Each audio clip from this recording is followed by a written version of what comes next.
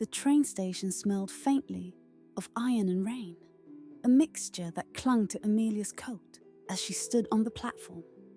Her suitcase, scuffed, too small for the life she wanted, rested at her feet. Around her, the city of her childhood buzzed with a quiet normalcy, the kind of rhythm she had always found suffocating. Her mother's words still echoed in her head. A café? Amelia, that's not a future. That's a hobby. You're throwing everything away. Her father had been silent, as always. But silence, she had learned, could wound just as much as anger. She tightened her grip on the ticket in her hand. Aurora City. The name itself seemed to shimmer with possibility. The world's capital, where people chased impossible dreams and sometimes caught them. It was everything her hometown wasn't. Alive, unpredictable, vast enough to lose and find herself in. The announcement crackled through the speakers. Her train, her chance. For one last moment, she hesitated. Behind her stretched the safe familiarity of family dinners, old streets, the certainty of a small life. Ahead lay struggle, rejection, perhaps even failure, but also the whisper of something greater. Freedom, creation, the aroma of coffee brewed in her own café, warm and welcoming to strangers who might one day feel like family. She lifted her suitcase and stepped onto the train. As the doors closed, she caught a final glimpse of the platform.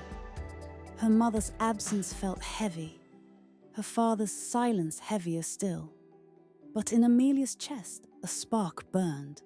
It was small, fragile, but steady. She was leaving behind who she had been. She was chasing who she might become. And Aurora City was waiting. Aurora City greeted Amelia like a whirlwind.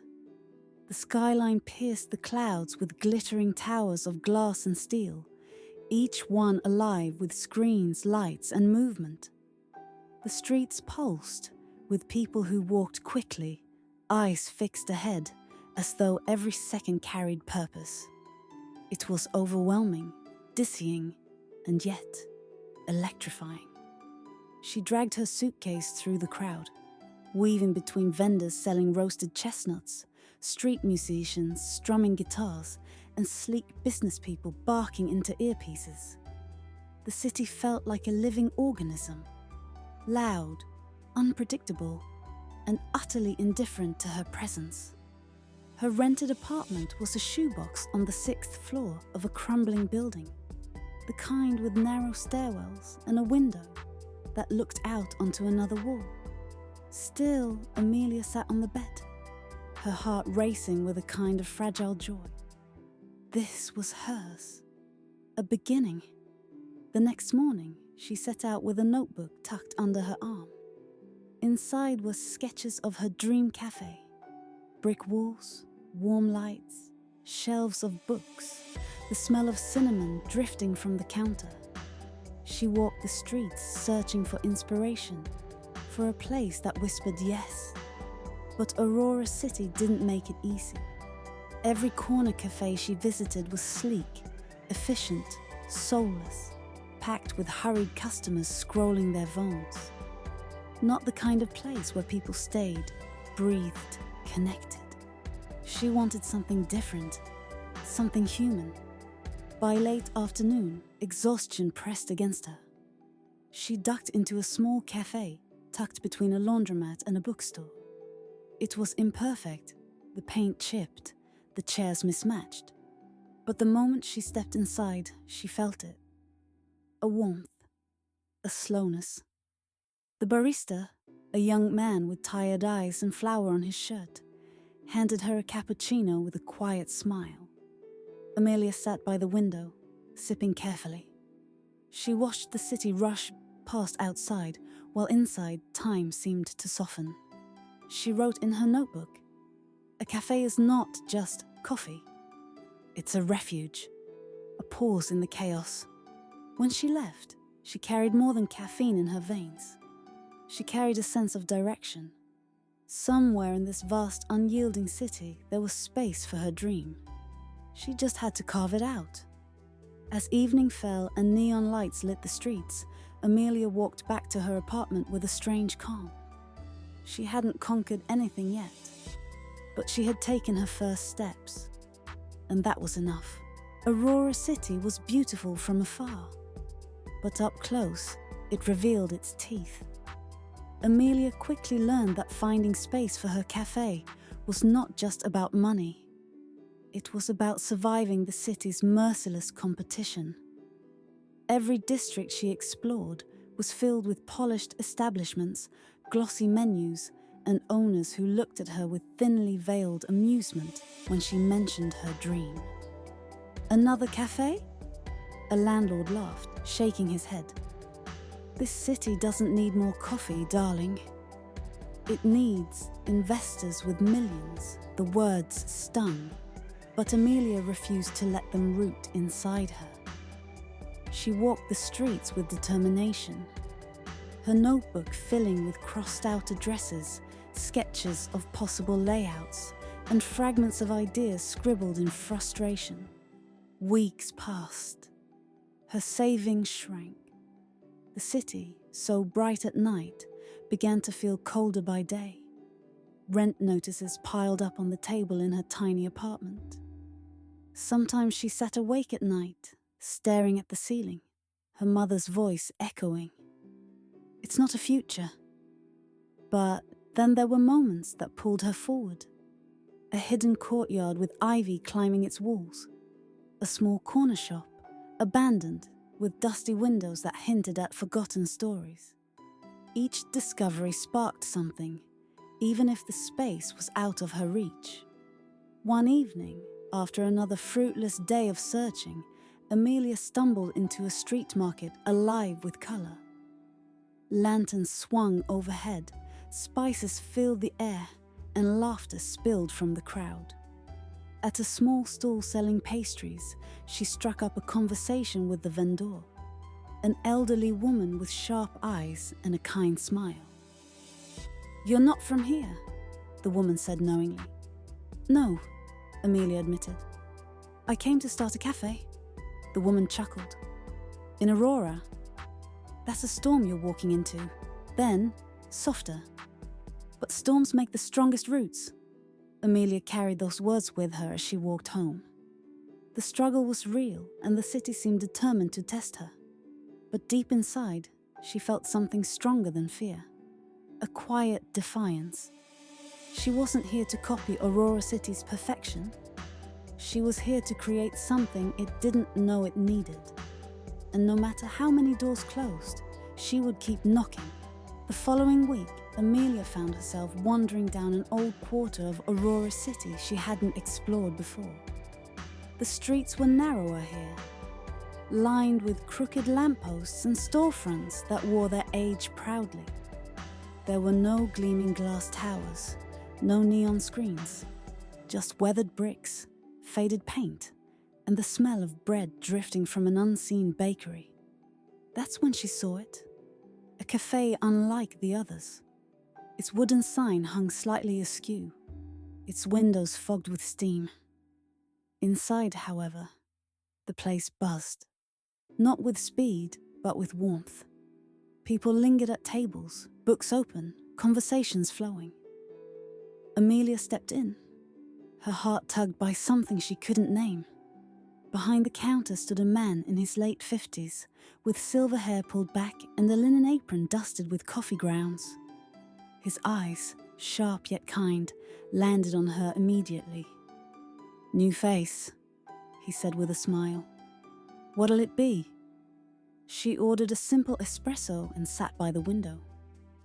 The coffee was strong, imperfect, alive. She found herself watching the man as he moved, slow, deliberate, with the ease of someone who had long ago stopped rushing.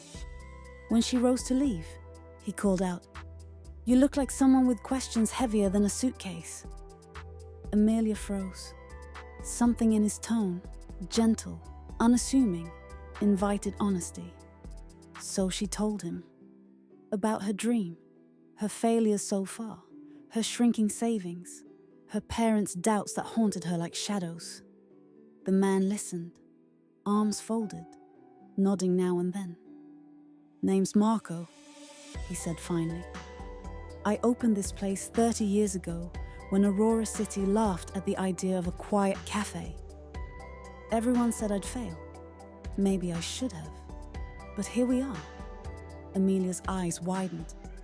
"How did you keep going?" Marco shrugged. "Stubbornness. And knowing that people don't just need coffee, they need places that remind them to breathe." His words settled into her like roots into soil. Before she left, Marco leaned closer. "If you're serious," he said, "come back tomorrow. I'll show you what it takes to survive here. But I'll warn you, it's not the beans, not the milk, not the cups. It's you. The heart behind it." Amelia stepped back into the street with a pulse of hope thrumming through her veins. For the first time since arriving in Aurora City, she felt less alone. She had found a mentor. The next morning, Amelia returned to Marco's café. True to his word, he welcomed her behind the counter, teaching her the rhythm of the place. It wasn't glamorous. Hauling bags of beans, cleaning machines, wiping tables. But there was something grounding in the work. She could feel the heartbeat of the cafe in every small task. It was during one of those long afternoons, while she was arranging cups on the shelves, that she noticed him. He wasn't a regular businessman rushing through, nor a tourist snapping photos. He was seated at the far corner, sketching in a worn notebook, his dark hair falling loosely across his forehead. Every so often, he would glance at the world outside the window, as though searching for something hidden in plain sight. Marco leaned over to Amelia and whispered, "That one? He comes here almost every day. Never says much. Pays with exact change. An artist, I think." Curiosity tugged at her. Later, as she delivered his coffee, their eyes met briefly. His were an arresting shade of blue, intense, but softened by a quiet gentleness. "Thank you," he said simply, his voice low and warm. Amelia nodded, a little too quickly, and retreated to the counter. But as the day stretched on, she found herself glancing in his direction more than once. And once, when he caught her, he smiled. Not the polite smile of strangers, but something that felt like recognition. The following day, he returned. This time, Amelia gathered her courage. When she set his cup down, she asked, "What are you always sketching?" He looked surprised, then slowly turned the notebook around. Inside were charcoal drawings of cityscapes, bridges, rooftops, markets, but they weren't cold or mechanical. They breathed with life, capturing Aurora City as she herself had begun to see it. Flawed, chaotic, beautiful. "They're incredible," Amelia murmured. He shrugged lightly. "It's how I understand the city. It never stops moving, but when I draw it, I can hold it still for a moment." Their conversation stretched longer than she expected, flowing easily, like water finding its path. His name was Daniel. He had come to Aurora to chase his own dream, though he admitted it with less certainty than she did. When he finally left, Amelia felt a strange flutter in her chest. The city had often felt too large, too uncaring. But here, in the corner of Marco's café, something new had begun to stir. Not just ambition, not just survival, something warmer. Something she wasn't ready to name. Yet, at first, everything seemed to move forward. Under Marco's guidance, Amelia learned more than coffee. She learned rhythm, patience, the hidden art of listening. Daniel began visiting more often, sometimes staying late, sharing sketches while she wiped down tables. For a while, Aurora City didn't feel so merciless. It almost felt like home. But dreams are heavy things, and Amelia soon felt the weight of hers pressing down. Her savings were nearly gone. Rent was late again. The spaces she found for her own café were either far too expensive or falling apart beyond repair. Some days she worked until her hands ached, only to collapse in her tiny apartment and wonder if she was chasing smoke. And then came the call. Her mother's voice crackled through the phone, sharp as ever. "Amelia, enough is enough. You've been gone for months. And what do you have? No café, no stability. Come home. Get a real job before you waste any more of your life." Her throat tightened. "I can't. I'm building something here." "You're building nothing," her mother cut in. "You're pretending." The silence that followed was worse than the words. Amelia could almost hear her father in the background, not speaking, not defending her. As always, when she hung up, her chest felt hollow. For the first time, doubt seeped in, thick and suffocating. Was her mother right? Was she clinging to a dream too fragile to survive Aurora City? That night, she met Daniel on the rooftop of his building. He had invited her there, saying he wanted to show her the city from a different angle. And it was stunning. Lights glittering like stars scattered across the earth, bridges glowing, the river cutting silver through the dark. But even beauty couldn't silence her fears. She found herself confessing everything.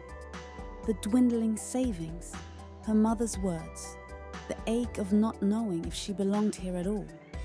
Daniel listened, his expression thoughtful, pained even. Finally, he said, "Maybe the cracks aren't a sign to give up. Maybe they're just where the light gets in." She wanted to believe him. She wanted to lean into the warmth of his words, the closeness of his presence. But the truth was harder. Her dream was fragile. Her family's disappointment was real. And her future felt like a thread pulled too tight. As she walked home, Amelia realized something frightening. Her café wasn't the only fragile thing. Her heart was too. The next week, Amelia stumbled across it. An abandoned storefront tucked into a quiet street near the river. The windows were dusty, the door frame cracked. But when she peeked inside, her heart leapt. High ceilings, exposed brick, a corner perfect for bookshelves. It wasn't just a space. It was her space. The landlord, a balding man with weary eyes, named a price that made Amelia's stomach twist. It was more than she had, far more than she could manage. And yet, she heard Marco's words in her head. "It's not the beans, not the cups. It's you." So she took a risk. She signed. Her hands shook as she scribbled her name, the weight of debt anchoring itself around her. But for the first time, the dream was real enough to touch. When she told Marco, he studied her silently, then nodded. "You've got guts. Now let's see if you've got endurance." But not everyone reacted with quiet faith. Daniel frowned when she shared the news. "Amelia, are you sure? You don't even have enough to renovate, let alone open. I'll figure it out," she insisted. "Figure it out how? You're barely paying rent." His words struck harder than she expected. "So what? Should I just quit? Go back home and admit they were right?" "That's not what I'm saying," he replied, voice rising with frustration. "I just don't want to watch you drown." For a moment, the air between them cracked. Amelia crossed her arms, her chest tight. "You sound just like my mother." Daniel flinched. Silence hung, heavy and sharp. He finally muttered, "Maybe I should give you space," and left. Alone in the half-ruined shop, Amelia sat on the dusty floor, knees pulled to her chest. She had risked everything. Her savings, her security, maybe even her heart. The dream stood before her, but so did the possibility of failure on a scale she had never known. And for the first time, she wondered if chasing it meant losing everything else. The storefront became Amelia's second home. Every morning she unlocked its rusted door, breathing in the scent of dust and forgotten time. She scrubbed the floors, painted the walls herself, patched cracks with aching hands. When the money ran out, she bartered, helping neighbors with errands in exchange for supplies, begging hardware stores for discounts. But Aurora City wasn't patient. Bills piled higher than the plaster dust on her clothes. The landlord knocked twice in 1 week, each time less friendly than the last. And Daniel, he kept his distance. They exchanged brief words when he came to Marco's café, but the easy flow between them was gone. His absence gnawed at her, though pride kept her from reaching out. Then came the letter from home. Her father's handwriting, rare and unfamiliar. Amelia, your mother worries. I do too. Maybe she's harsh, but she only wants you safe. Dreams are fine, but don't let them break you. Come home if it's too much. We'll understand. She read it again and again, until the words blurred. A part of her longed to give in, to collapse into the safety of home, to stop fighting a city that seemed determined to spit her out. That night, she walked through Aurora City's glowing streets, her chest heavy. She ended up in front of Daniel's building, staring at the windows, wondering if he was awake, if he still thought of her. But she didn't climb the stairs. She couldn't face more doubt. Instead, she returned to the empty cafe space. Alone under a single flickering bulb, she sank to the floor. Her notebook lay open beside her, sketches of the dream that felt farther than ever. Her throat tightened, tears pressing hot behind her eyes. For the first time since stepping onto the train to Aurora, she whispered the words she had feared most. Maybe I can't do this. The sound of her own voice echoed against bare walls. The breaking point had arrived, and unless something shifted, her dream, the one she had fought her family, her city, even herself for, was about to shatter. The morning after her collapse, Amelia woke on the dusty floor of her unfinished cafe. Her body ached. Her clothes clung to her with dried paint and sweat. But something inside her felt strangely clear, like the storm had passed, leaving only raw, empty space. And in that emptiness, a thought took root. If I quit now, everything I've endured means nothing. She dragged herself to Marco's cafe. He took one look at her and said nothing, just poured her a cup of strong, bitter coffee. She told him everything. Her doubts, the letter from her father, the silence with Daniel, the fear of drowning. Marco listened, as always. When she finished, he leaned back, folding his arms. Do you know why most people fail here? He asked. It's not the money. It's not the city. It's that they confuse falling with failing. Falling is part of the climb. Failing is refusing to get back up. His words settled into her bones. Over the next weeks, Amelia worked with renewed fire. She reached out to local artists to paint the walls in exchange for coffee credit once the cafe opened. She scavenged furniture from street markets, sanding and repainting until each chair and table carried its own story. She convinced a supplier to give her beans on credit, promising future loyalty. Word began to spread. Neighbors stopped by, curious about the girl building something out of nothing. They offered small helps. A carpenter fixed her counter. A florist promised to deliver fresh blooms. Piece by piece, the cafe began to breathe. One evening, As Amelia was sweeping the floor, Daniel appeared in the doorway. He looked uncertain, almost guilty, but his eyes softened when he saw the progress. "You've done this?" he asked quietly. "With help," she said. "But yes." He stepped inside, running his fingers across the smooth edge of a newly painted table. "I was wrong," he admitted. "I doubted you because I was afraid. Afraid you'd get hurt. Afraid you'd leave me behind if you succeeded." Her heart caught. For a long moment, they stood in silence, the hum of the city outside wrapping around them. Finally, Amelia smiled faintly. "Then stay. Don't stand on the sidelines. Be part of it." Daniel's answering smile was small, hesitant, but real. The cafe wasn't open yet, and her future was still uncertain. But Amelia could feel it now. The ashes of her breaking point had given way to something stronger. Not just survival, not just stubbornness, resilience. The morning of the cafe's opening dawned golden and sharp. The kind of light that made even Aurora City's grey streets glow. Amelia stood outside her shop, heart pounding, staring at the hand-painted sign above the door. Haven. It wasn't perfect.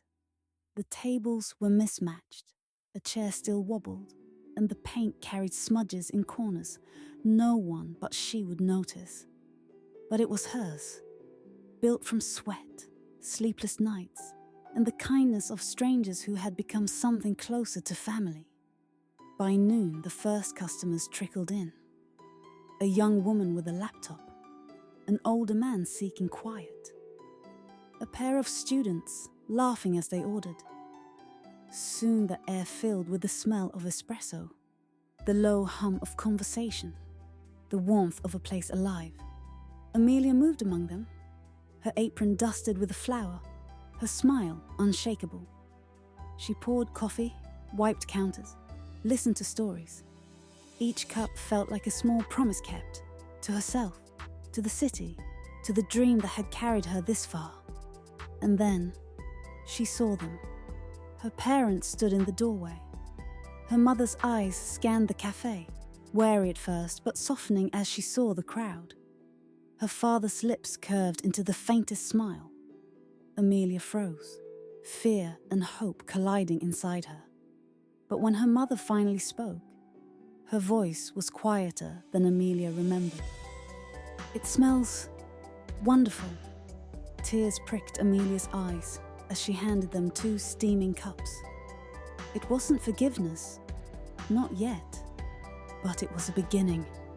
Later that evening, as the rush slowed and golden lights spilled across the cafe floor, Daniel slipped behind the counter to help her wash dishes. Their hands brushed in the soapy water, and she laughed, startled by the simple joy of it. "You did it," he said softly. "We did it," she thought. But instead she leaned closer, whispering, "It's only the beginning." When the last customer left and the lights dimmed, Amelia stood in the quiet of Haven. The cafe was real, alive, breathing with possibility. The girl who had once left home with a single suitcase and a dream had built something lasting.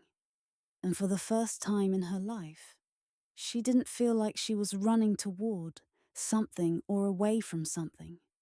She was exactly where she was meant to be.